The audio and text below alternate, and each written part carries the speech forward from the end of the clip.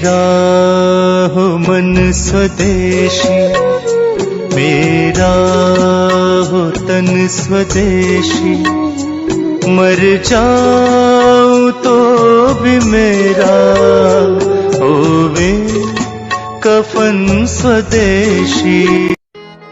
दोस्तों सब्सक्राइब करें और इस बेल आइकन को दबाएं और पाएं वीडियो सबसे पहले। मैं भारत को भारतीयता की मान्यता के आधार पर फिर से खड़ा करना चाहता हूं, उस काम में लगा।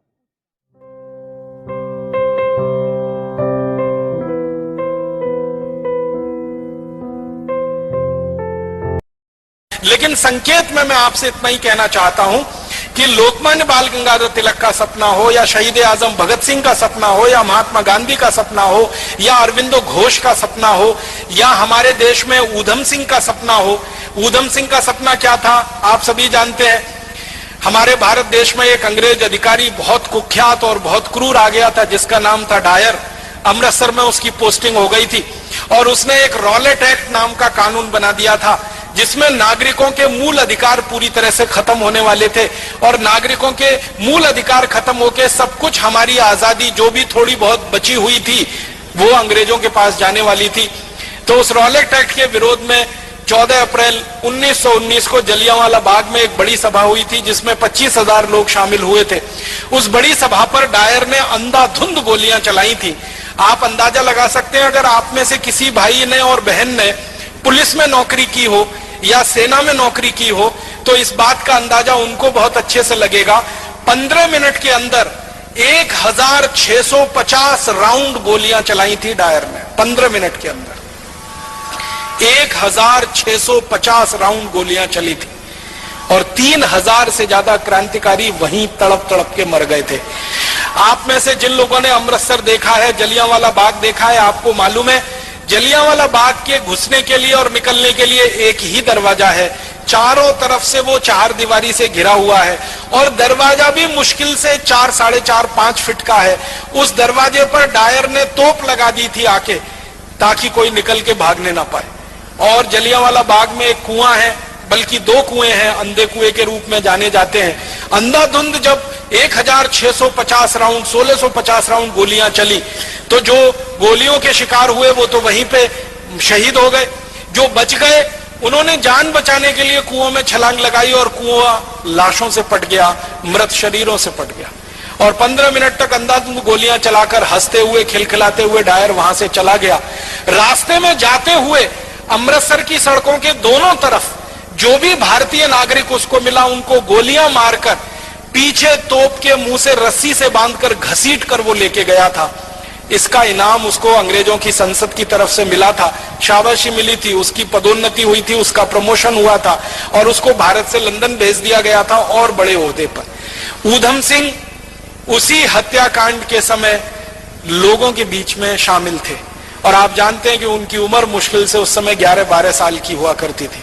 तो उस हत्याकांड के समय जब वो शामिल थे और उन्होंने अपनी आंखों से देखा तो उन्होंने संकल्प लिया था और संकल्प उनका यह था कि जिस डायर ने क्रूरता के साथ मेरे देश के नागरिकों की हत्या की है इस डायर को मैं नहीं छोड़ूंगा, यह मेरे जीवन का आखिरी संकल्प है।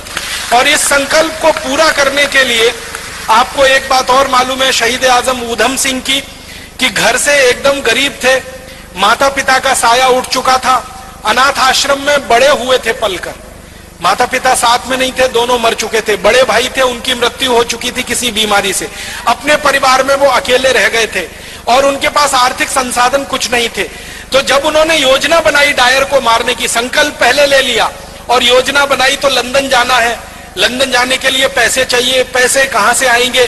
तो उन्होंने तय किया कि मैं किसी के सामने हाथ फैलाऊं उससे अच्छा है मैं मेहनत मजदूरी करके पैसे कमाऊं। तो उन्होंने कारपेंटरी का काम सीखा, ये लकड़ी का काम जिसको हम कहते हैं, और लकड़ी का काम करते करते इतने पैसे जमा किए कि अमेरिका गए, फिर अमेरिका से लंदन पहुंच गए। लंदन पहुंच के फिर एक होटल में काम किया पानी पिलाने का ताकि कुछ पैसे इकट्ठे हों और बंदूक खरीदी जा सके, पिस्तौल खरीदी जा सके। और ये सब काम करते करते शहीद आजम ऊधम सिंह को आप जानते हैं 21 साल लग गए। 1919 में जलियांवाला बाग हत्याकांड हुआ था 1940 में जाकर उन्होंने अपना संकल्प पूरा कर पाया था। 21 साल वो पैसों के लिए परिश्रम के साथ कहीं ना कहीं अपने जीवन को लगाते हुए संकल्प के लिए जिंदा थे।